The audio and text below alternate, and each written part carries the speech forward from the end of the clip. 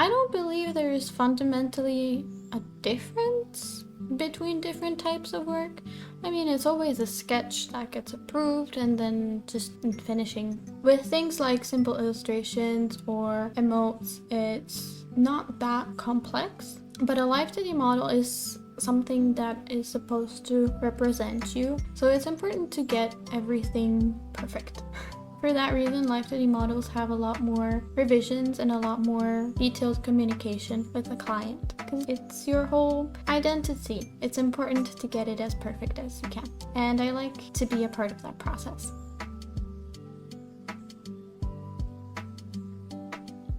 Quite the assumption of maintaining my well-being, but I like to book myself for a couple months, since then I don't have to deal with invoices and going through inquiries and going through all the details and everything. I like to just sit down for one weekend and get it all organized, get it all done, and then just focus on drawing and fulfilling those orders. How do I balance my workload? I don't. I'm pretty much a shut-in. I've always been one. I barely ever leave my house. And yeah, don't be like me. Take care of yourself and don't be like me. I wouldn't recommend my lifestyle. It's not exactly the best. But so far I'm fine. I think my cats are great at maintaining my mental well-being. They help a lot. I feel like freelance work is very rewarding in all of its aspects, honestly. I have never worked a salary-based job. Freelance work is what I've done ever since I graduated high school, and I would hate to switch it out for anything else, honestly. Especially if your freelance work is successful enough for you to work full-time and successful enough that you can actually pick and choose the projects that you want to work on when you're not forced to accept every opportunity that comes your way. It's very rewarding. A lot of the time it doesn't feel like work, which I think is a relationship that you should have with your work. And I've been very lucky with all the opportunities that came my way that I've been able to live like this. Well, I said my lifestyle is not great, but I don't take a lot of breaks or like days off. I pretty much work all the time, beginning from waking up in the morning all the way until going back to sleep. I just work, but it's bearable because I'm doing what I like and I choose everything that I do. It's my choice, so it's not punishing.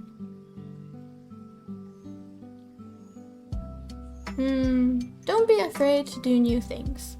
Don't be afraid to try out a different form of art. For example, when I started with my freelance journey, I was one of those Instagram artists that took little commissions from anybody that came along. You know, the ones where people ask you to draw a picture of them with their boyfriend or with their pets and that kind of portrait stuff thing, whatever. I was lucky if I got 2 commissions per month, and then I wasn't really into streamers, or I wasn't very familiar with the whole streaming community or VTubers, not at all.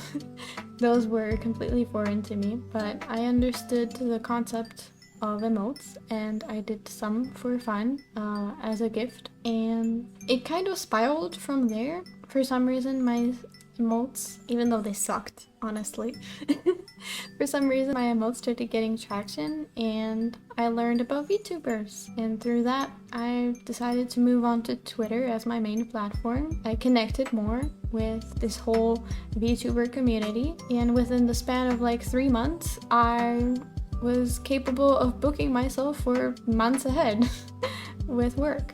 So it was really just a random thing that all of a sudden propelled me onto a whole career path that I have now been doing sustainably for 3 years? Has it been 3 years? Something like that. So yeah, try not to limit yourself. If you see a new thing that catches your interest and looks fun, just go for it, you know, and it's not like I got stuck being an emote artist. I branched out to the variety of work and I'm happy now. So don't be afraid. You never know what will be that sudden boom for you in your freelance career.